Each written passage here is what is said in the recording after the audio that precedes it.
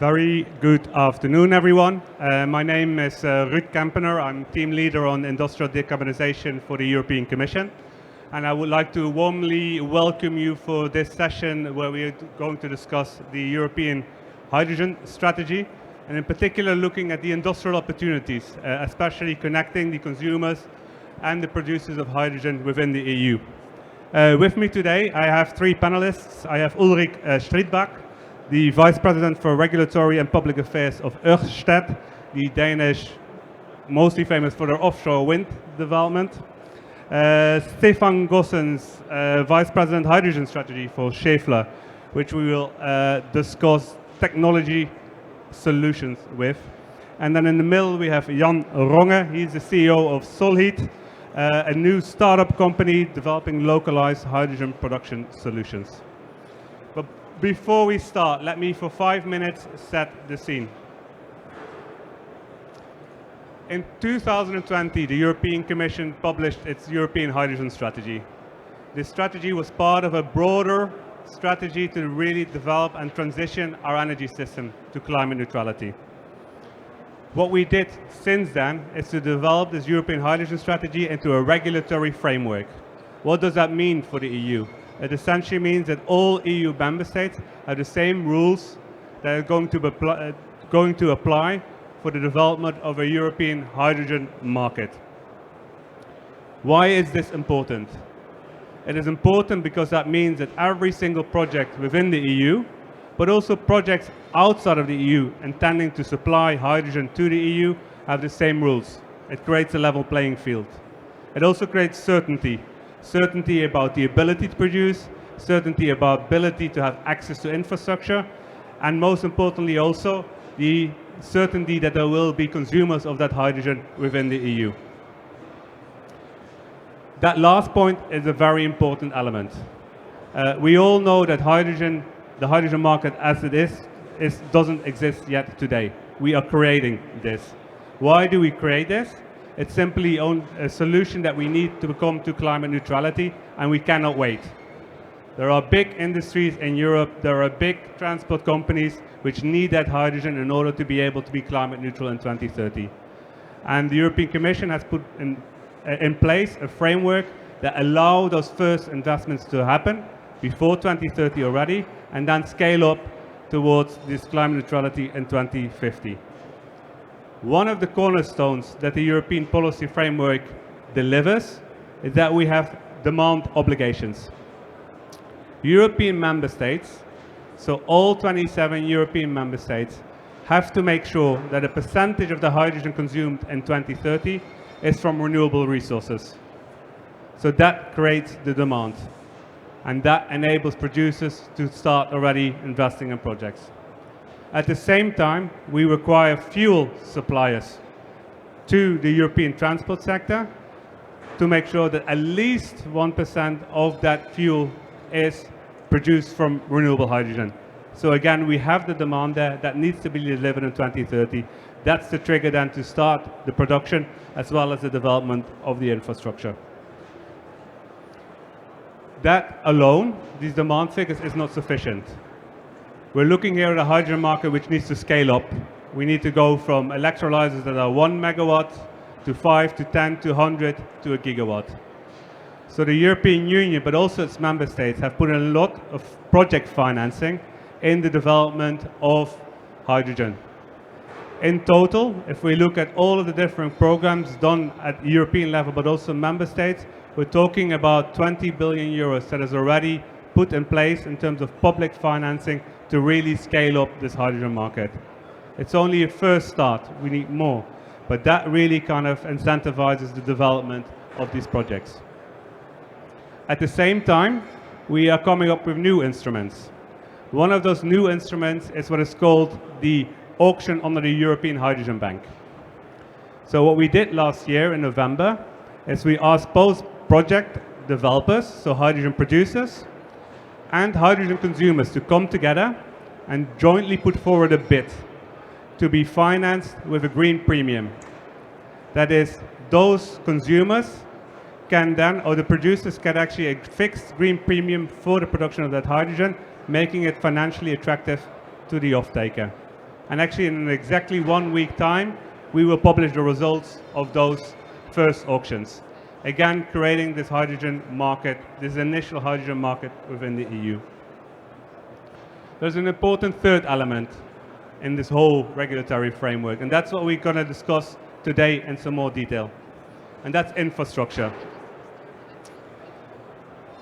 In order to really scale up the production of hydrogen within Europe, we already seen projects that are producing on-site where the hydrogen demand is today.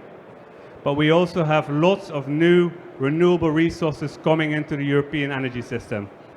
In the south of Europe, we have cheap solar. In the north of Europe, we have cheap wind. We have our North Sea, which is going to be developed, and already 20 gigawatts of additional offshore wind tenders are taking place in the next years. So there's a lot of renewables coming into it. At the same time, we have consumers of this hydrogen that need access to and the electrons and the molecules. So we're also developing infrastructure, and we've put there regulatory frameworks already in place. That means that when we start developing this hydrogen infrastructure, we know exactly who is going to manage that hydrogen infrastructure, how this hydrogen structure is planned, making sure that it serves both the producers and the consumers, but also, of course, ensuring access. So that if you're a producer or if you're a consumer, that you know you can tap into that infrastructure and get the hydrogen when you need it, where you need it. Now, this is the regulatory framework. And what is happening today? We already see in Europe actually quite a lot of projects that are developing and producing hydrogen on site where already existing hydrogen consumers are. Refineries, for example, they already consume today about 4 million tons of fossil-based hydrogen. Refineries, same thing. They're already consuming today fossil-based hydrogen. And there are already quite some projects that are starting to produce hydrogen, renewable hydrogen on site, replacing that fossil-based hydrogen. But that's not enough to meet those targets that we set for 2030. In order to meet those targets for 2030, we have big industrial players that cannot produce all the hydrogen on site. We have the steel sector that might do a percentage of that hydrogen on site, but they need the pipelines to get to that hydrogen. We have big aviation hubs, airports, which are looking at the production of e-fuels for the hydrogen. We have big ports that are looking at, for example, the use of ammonia or methanol, hydrogen derivatives in terms of transport fuels. And there we need this infrastructure to connect the producers and the consumers. So what we want to do today, in today's sessions, is to dig a little bit deeper in this hydrogen infrastructure. What do we need in order to really kind of scale up from those on-site projects that we have today to really the development of a hydrogen market? We're talking technology, but we're also talking planning. How can we make sure that all of this happens on time? So with that, I'm going to join our colleagues here on stage. Each of you have a microphone.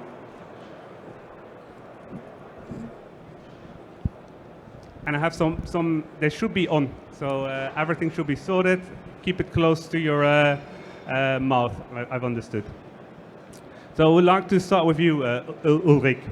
Ørsted is, of course, known for the development of the offshore wind projects. Lots of gigawatts coming in the EU, but also globally. And at the same time, you're already doing hydrogen projects. You're already developing, or you're working with electrolyzers onshore to bring that electricity there and produce hydrogen for consumers. And at the same time, I know you have big plans because we have lots of gigawatts of offshore wind coming into the market that needs to be delivered to these big end consumers. So from your perspective as a big potential producer of hydrogen, what are your expectations in terms of how we have to develop this hydrogen infrastructure? Yeah, thank you. Thank you very much. Thank you very much for inviting me here, Ruud. Indeed, a very big question.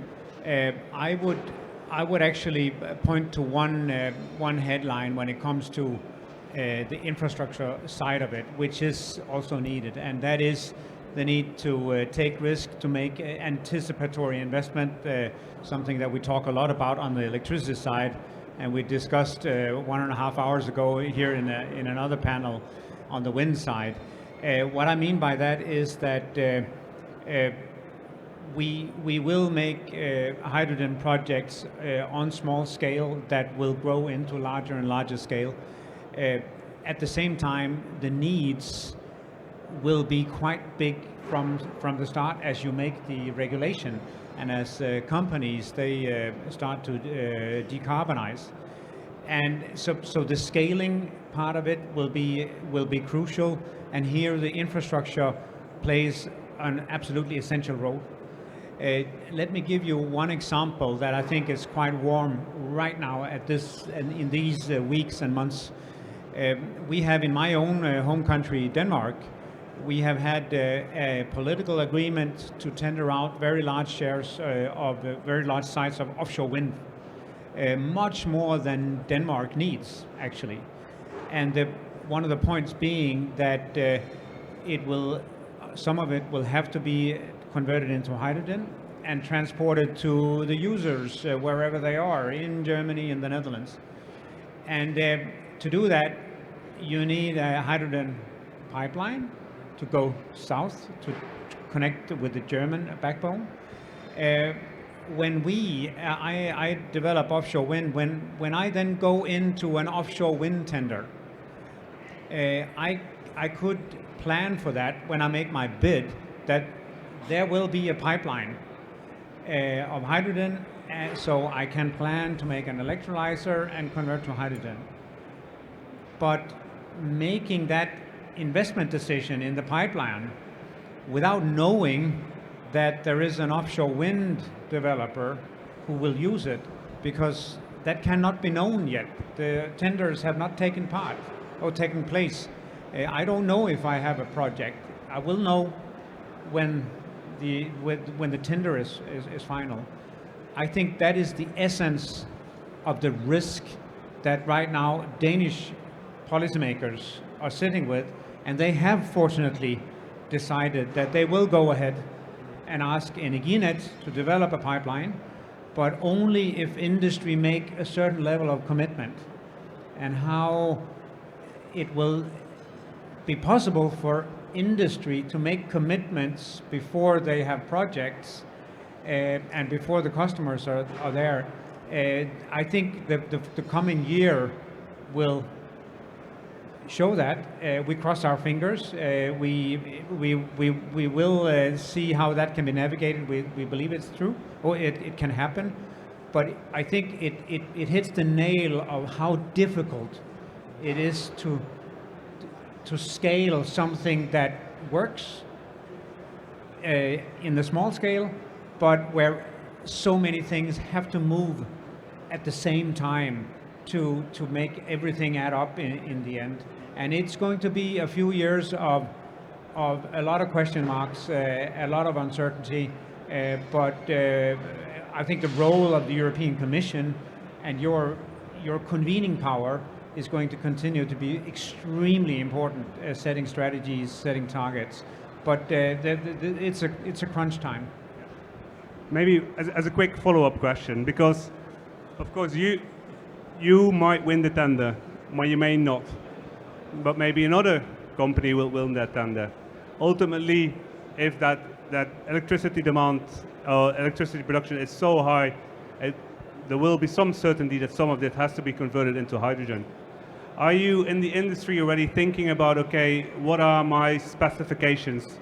Is it just the direction of the infrastructure, the size of the infrastructure, or are you already taking steps further and thinking about, okay, how does it, are there other technical specifications that we're working on, thinking on how to make sure that even if you're not the one winning that tender, someone else will be able to deliver that hydrogen?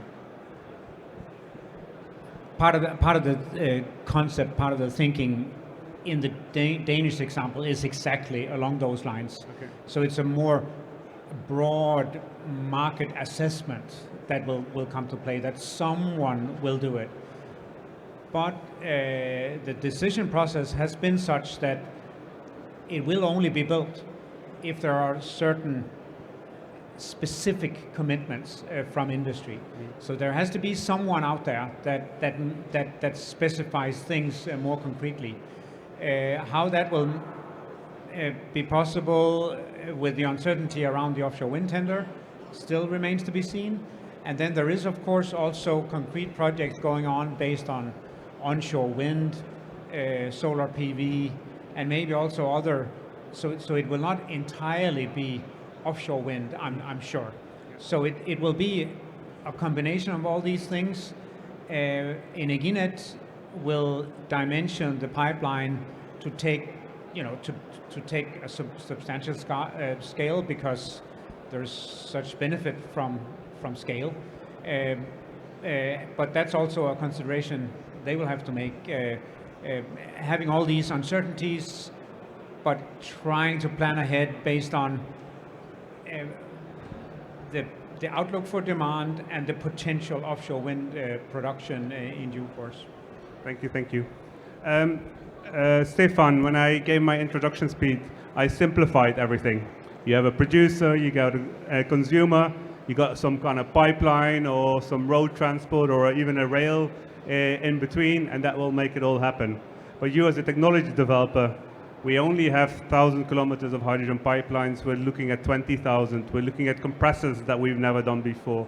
We're looking at valves, which might not be done before, the volumes. As a technology developing company working on those technologies, are there any specific technological challenges, or maybe I should turn it the other way around, industrial opportunities there? So what are some of those key technologies that you're working on that you see will need to be there in order to make this whole hydrogen market happen?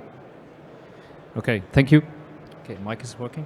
Thank you. Yes, so as Schaeffler, we are quite active on the end of the chains, so to speak, in upstream production or production equipment and downstream use. I will say in a moment, but if I am allowed, as Schaeffler is maybe not a household name to everybody, just explain who we are. We are a motion technology company, leading, I would say. So our scope is everything that moves and supplying parts to that.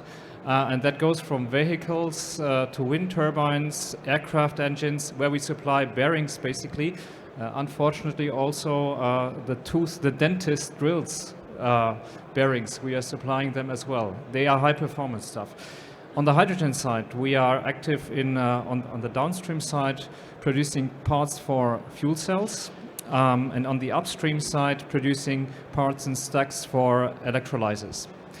And I think what is in common for these things, and a bit of answer to your question, so we have to move before we are ready, before we are fully ready, and we have to take risky commitments. And in terms of equipment, it means that we have to go into industrialization without the full market really appearing, right? On the other hand, when you look at project developers for hydrogen, let's say for hydrogen production, you will need, I would say, industrial grade technologies, industrial grade electrolyzers, large scale. And we see that in the market there are some very good companies, and probably you know all of them, but the capacity, when we're talking about gigawatts and gigawatts globally of production of hydrogen, I'm not sure that we have enough bankable supply. You know, that investors would cherish to be reliable with industrial performance, and I would say the peace of mind that you have ordering industrial components. You order them, they work, and they work for the lifetime, they work to spec, as we have it now in wind. But as maybe my colleague here in wind knows, it was a long journey before we came to really industrialized products. So we have to start on this, and this is what we are doing. So we are good in industrializing things, and that's where we think is a challenge, not only for us, but for the whole sector, to get industrialized. While at the same time, I mean, we have to work on new technologies, and that's fun, of course. I'm an engineer as well, so you know, being at the next level of technology is always fun. But today we have to get things done. We have to sweat to industrialize, I would say, generation one. So industrialization is key for me, and this needs to be a bit more supported. So industrializing generation one, I would say, what helps is regulatory certainty for the off-takers, not of hydrogen, but of our equipment. But it's the chain through, you know. Okay, so if there is certainty of offtake for hydrogen, there will be certainty of offtake for equipment. clearly. So that's why we need this. And on the other hand, also support to build this industry. I mean, I sometimes jokingly say, and please forgive me, when I look at the great figures or the big figures of electrolyzers to be installed here in Europe or globally, it seems that some people think that you have to put the money on the table, then you order maybe at Amazon your gigawatt electrolyzer and it will happen in the scale. And this is not going to happen, unfortunately. So we have to get it done and we have to get it supported. And when you think even, I would say, downstream a tier one supplier like us, there are companies supplying membranes, catalysts, even screws and things like that. So there's a whole industry emerging and we need to, I think, we need to have support more for that. So because we tend to look more on the side of projects. So that's, I think, would be very important to build the industry from bottom up. More specifically, when I look at the end of the spectrum, when you're talking about infrastructure, I think there are good steps made, especially in Germany, when you talk about the core net for hydrogen transport, this is a good thing. But when you look at mobility, where Europe is a front runner, in my opinion, I see there are some issues to be done. I mean, we have AFIR. AFIR is good, but AFIR seems to be not enough to just fire up the system so that it lives. It lives by itself because it cannot be a subsidized world forever. So I think we need to do something more on that side. Just for the audience, AFIR is a regulation in the EU that requires member states to put public hydrogen refueling stations in place every 200 kilometers on the major corridors, such that we have the infrastructure available. Stefan, one quick question. You mentioned previously you've been working with companies like Ulrichs in the wind industry. We also had to scale that up, but I guess we did that over a much longer period of time than what we now have the time for in terms of hydrogen. Are there any lessons that you can think we can learn from what we did in other clean tech sectors that we could apply in scaling up manufacturing in the hydrogen industry? Or do you think that the time scales are different? That's a difficult one. I think there are some learnings. Fail quickly, but there will be an inevitable succession of generations, because frankly speaking, you first see things that are problems when systems and large-scale installations are in the field. So more testing maybe, but I think there was thorough testing being done for the wind turbine industry as well. More practice, getting there is that bon mot saying you need, to be successful, you need kind of 10% inspiration, 90% transpiration. We should transpire more quickly, more or less. This is it, I guess. Thank you. Jan, I want to turn to you right now at the moment. I was talking about big steel, ammonia, refineries, etc. You're a CEO of a startup company developing also hydrogen, but much more at a local level for right now at the moment.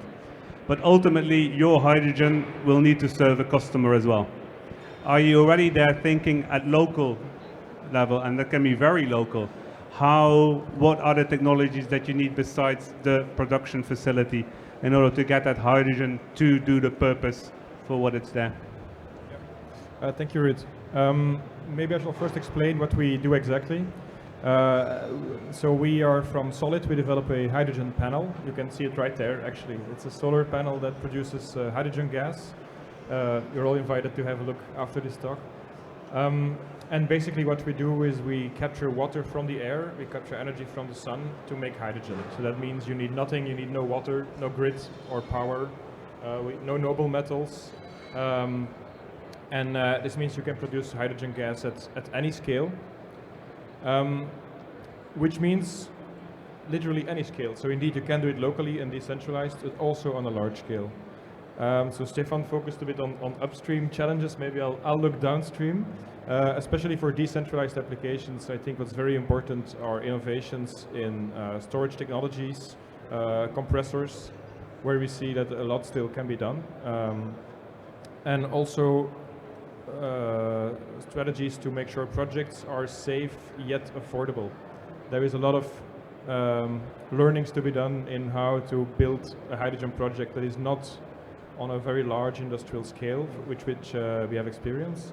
But on the, yeah, let's say megawatt scale, where it's sometimes tricky to know how far should you go in safety regulations, and often people want to go just to be on the safe side. They go quite far. But if we would have the same safety regulations for certain other industries and infrastructures, then that would be unaffordable. So I think we need to find there a kind of middle road between what is realistic and what is necessary.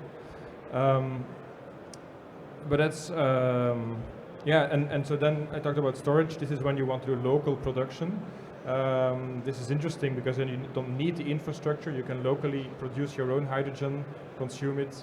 But on the other hand, we do see a very large potential for decentralized production, which is interconnected with other end users, like the hydrogen infrastructure.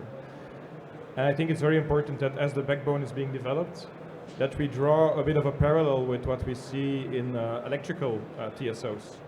Right now, if you want to have a few wind turbines of, let's say, 5 megawatts or 10 megawatts, you can quite easily connect them to the high voltage grid and basically sell your power to the market.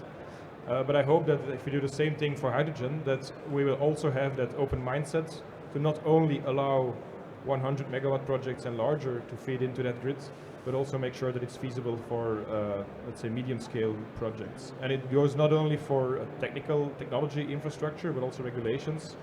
Regulations about feeding into that grid, but also regulations about the additionality principles. These are very important, of course, to make sure that you actually have green hydrogen.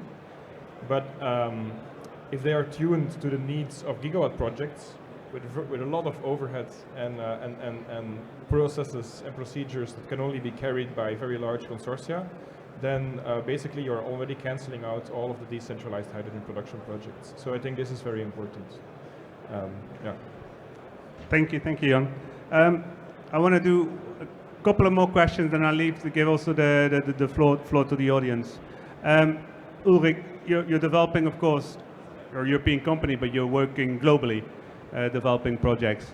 Especially if you look at kind of the hydrogen sector in Europe. In your view, kind of, you can be honest here. How do you see the competitiveness of the European supply chain? Because if I walk here through the hall, I see lots of companies working on the different kind of components. But like from your perspective, working globally, how do you see that competitiveness? Are we there yet? Do we have all of the supply chain here in Europe? Can they already deliver those projects? Or is there also there more work that needs to be done?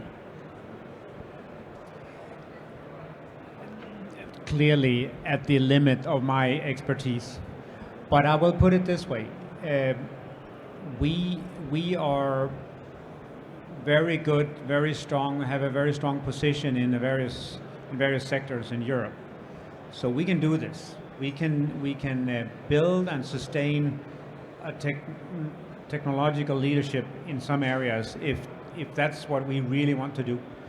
And yes, the hydrogen sector has been in the move for some time now, but it's still very, very early days.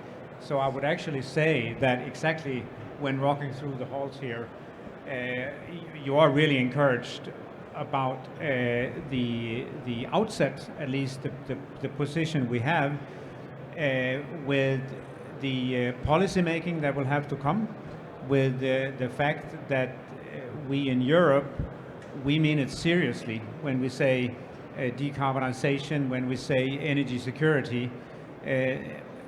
That's a good outset, but time will tell, and the policy making that you also can muster in Brussels will also have a huge impact on that. What is important before we even start with those streams, and where we are not in a good place, is that we gotta get more projects out and up and running. It has been too slow and too difficult until now. I think it's a bit of a perfect storm with cost increases, with many open ends also about the off-takers and the needs that they will have to meet, which also comes from your policy making. There has been a lot of talk about the renewable electricity, but the need for the renewable electricity also exploded with the Russian invasion of Ukraine, not least. So there is many moving parts, but I definitely believe that Europe has the potential to be a leader here in this area. And maybe one example to underline that, I do think that when this unfolds, it will show that it's far more complex than we thought. There will be far more focus on security of supply, reliability, than we maybe thought. There will be much higher demands from very, very large corporations that are global, that will need also the shipping industry. They need the methanol where they are in the world. So all of these things, I do think they speak in favor of a European supply chain, but remains to be seen. Thank you. And Stefan, you just mentioned we have to work harder, do more projects, try more. Are there any specific areas, especially also in terms of technology development, where you think we really need to do much more research and innovation still? Some blind spots where also the European Commission, but also member states can really kind of continue to push the boundary simply because we don't have that experience yet?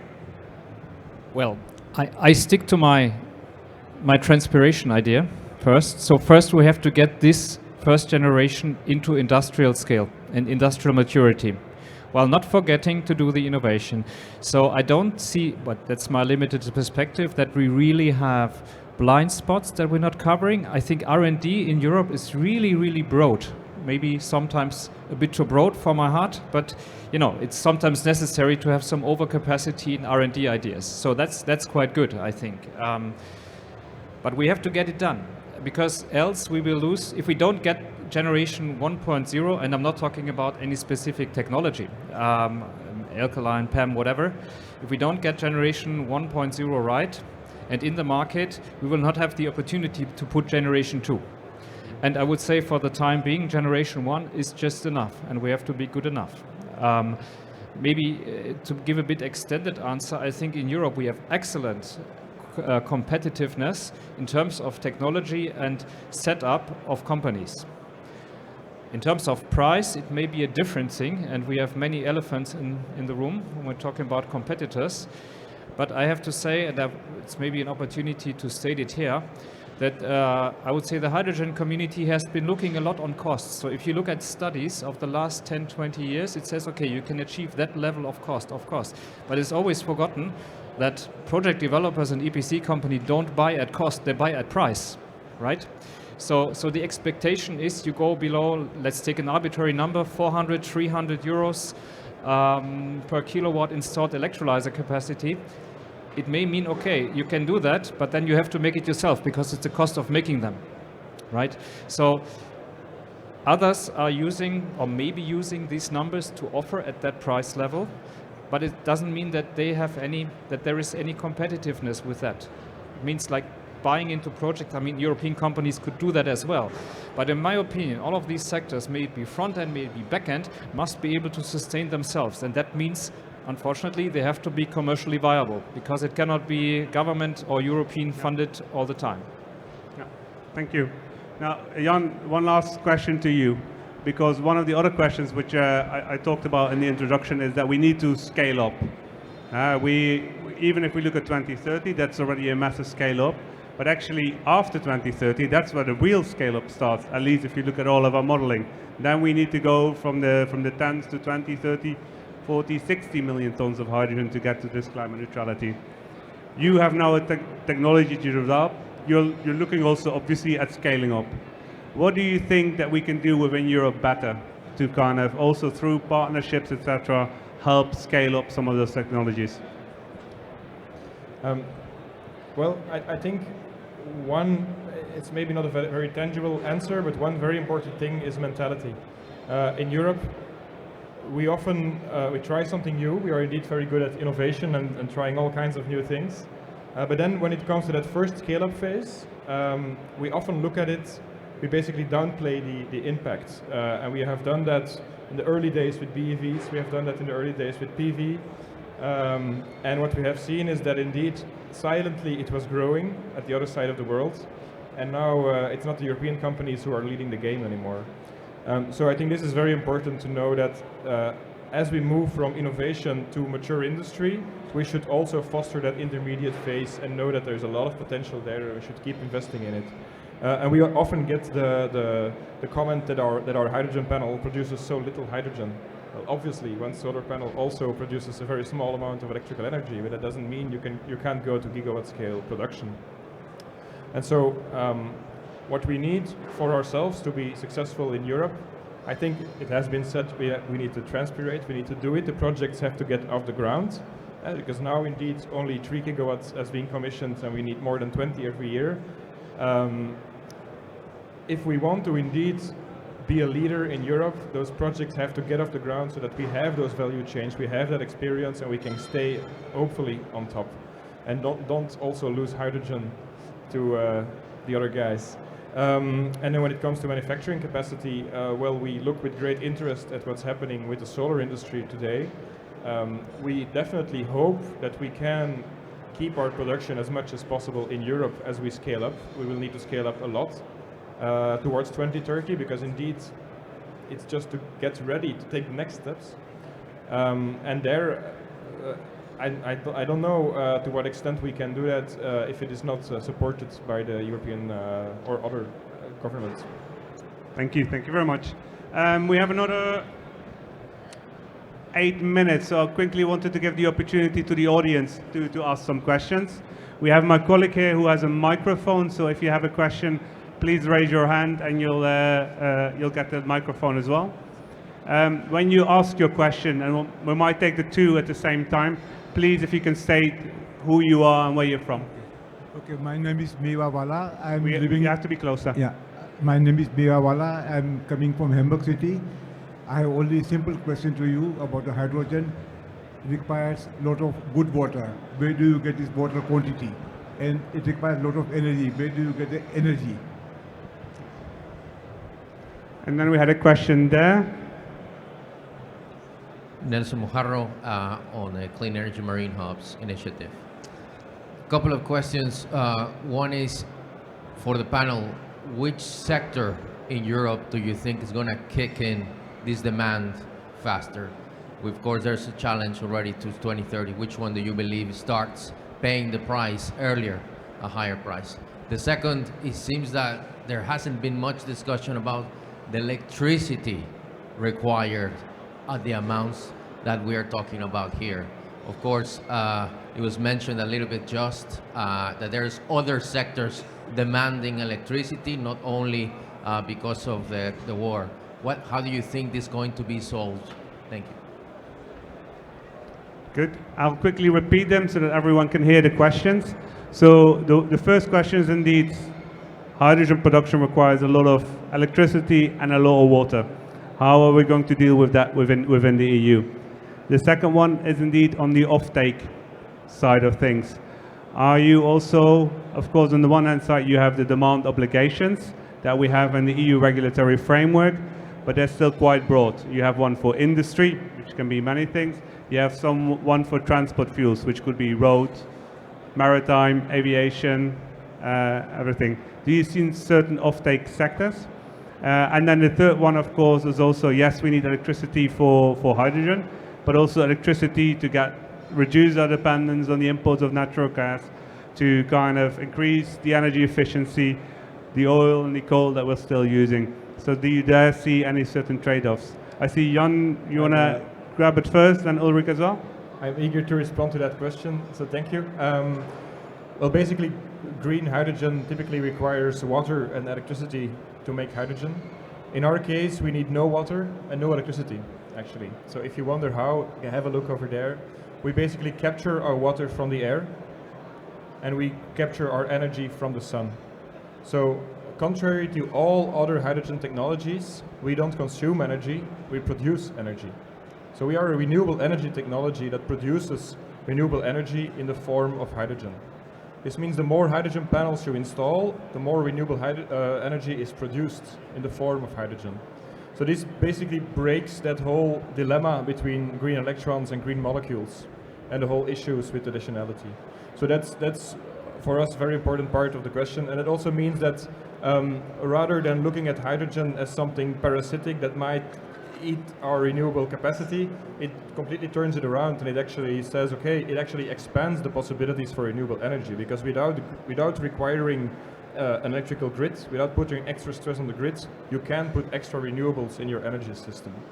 Obviously, we still have to ramp up, so I hope by 2030 it will be a substantial impact. Yeah. If I can briefly on the demand side, indeed you referred to the regulations. I think what's very important there is not just the targets, but actually enforcing them, and I think there we can learn a lot from the things that have gone wrong and right in the ETS system. Ulrich? Yeah, let me start with the demand first, and then the electricity, and then maybe the water, if I come up with something. On the demand side, I would comment it both top down and bottom up. Top down first, no, bottom up first. When we, as a potential, certainly producer of the electricity, but also the hydrogen and the derivatives of hydrogen, we thought about this. Our first idea was that why not look to those sectors where the cost gap seems to be the smallest. People that already use hydrogen in their processes and switch them from fossil to green. And that is certainly at play and a natural place to look. Problem with those sectors are that they are probably also the ones that are most exposed to global competition. So price discussions are extremely tight. Whereas other sectors, at the other end of the spectrum is probably aviation. That's where the cost gap is the biggest. But again, the aviation sector's relationship with their customers and with policymakers has a completely different dynamic. And the aviation companies, they are very, very interested in talking with us, even if the cost gap is huge. So I would say that for the time being, the colleagues from the steel here looking at the green steel, it has become actually, rather than something orderly where you start with some and then the next one and the next one, it's been everyone at the same time. And I think that's very, very, very good and healthy, because each sector has its own process and each sector has its own customer base, its own regulatory and political base. So right now we see everyone, and every offtake company they see the need to decarbonize. They want to meet green targets as well. So it has become all the above approach. And that brings me to the top down, which also addresses the electricity side of it. We have decided in Europe, and hopefully other continents will follow through, that we are going to decarbonize our economy. And there is only a fairly limited amount of routes to decarbonization. And one is that you will need a heck of a lot of electricity for direct electrification, for indirect. So there's not much choice. We have to do this. And here it will require solar PV, onshore wind, offshore wind, other low carbon, zero carbon technologies. Offshore wind in that regard is not the cheapest, but it provides an enormous capacity and scale. And the good thing about offshore wind in this regard is exactly coming back to your point, Jan, is that if you get it right, you may be able to organize yourself in a way so that you can convert the electricity to hydrogen immediately. So you do not need to build huge electricity transmission systems that are expensive and a huge hassle to build. And final point, and then is that when you've done all this and made all these priorities, we have also built a system, in my view, where we have a very large consumer base using electricity preferring to use electricity really when they need it, which creates a balancing problem because we have a lot of intermittent technologies. But then we have another customer base who uses hydrogen, and where we can also store hydrogen, that will end up being a far more flexible, potentially flexible user of electricity. So together, and together with the infrastructure, we have hopefully built a total energy system that exactly is able to balance needs and uses in a much better way than we have today. So I see the hydrogen use also in that regard as a big opportunity if we can get it right, if we can be smart. And Stefan, I saw you making notes. So do you have some responses as well? Yes. So two ideas on both, I would say, the power and water issue, and connected actually to the offtake issue. So number one, as you asked concerning water and electricity, I think looking at the German example, today we import between 70 and 80% of our energy needs when we account heat and power. Power is only something like 20%. And even with all the savings efforts, even conceivable, I don't think it will be substantially different. The power consumption, maybe if you can lower it by a third, no power, but the energy consumption, it will be huge. So we would have to resort back to importing energy, and that means not creating hydrogen here. So for the power, I don't see so much problems, because you will produce the hydrogen in other places where it's, take North Africa, take Australia. Okay, of course we have to solve the transport problem, that's clear, but there would be technical solutions for that. On the water, it's a little bit more complex. I would say that, but that's from my heart, I would say, let's not use sweet water or drinking water for that so much. So first resort to seawater. Of course, you have to take care of that the rest of the water that you use is not kind of polluting at least the area around the coast-based electrolyzer. But I think there are technical solutions for that as well. And also go to sources. Actually, in our headquarters, I can tell you a little story. We were thinking about setting up an electrolyzer without taking any water from the freshwater supply, because I would say there is some supply of used water or so, which can be quite easily purified enough for electrolyzers. Not for drinking, but for electrolyzers. So this kind of, I would say, flexible thinking would be necessary for the water. Now, connected a bit to the offtake, I would say, a colleague mentioned it. So we have obviously the big consuming sectors like steel, potentially like chemistry. I mean, we don't need to discuss it so big here. But that's volume, and that can be supported very nicely by regulation, I would say. But let's not forget about what's the famous willingness to pay. So where is it highest? I would say in transport. And transport is a thing that we are a bit neglecting in Europe today. I've touched the point before, because we have opted for another way, I would say, more into pure electric and less hydrogen. So, but it could be a huge bridge for me to say, okay, this sector is quite tiny actually compared to the others. It can be, I would say, a magnet to attract a lot of hydrogen to here, where the willingness to pay is up than, or more than maybe 8, 10, 9, 10, 12 euros per kilogram. Now, how it connects to the import I proposed. What could be another, not subsidy, but another support would be to simplify the accounting of green hydrogen whenever you use it for whatever you do. And that connects a bit, and I don't want to touch too deeply on that, on the European regulation on green hydrogen. I mean, when we play in our own playground, things like additionality, temporal correlation, and so on are probably manageable. But when we're talking about import big, it's not going to be so easy.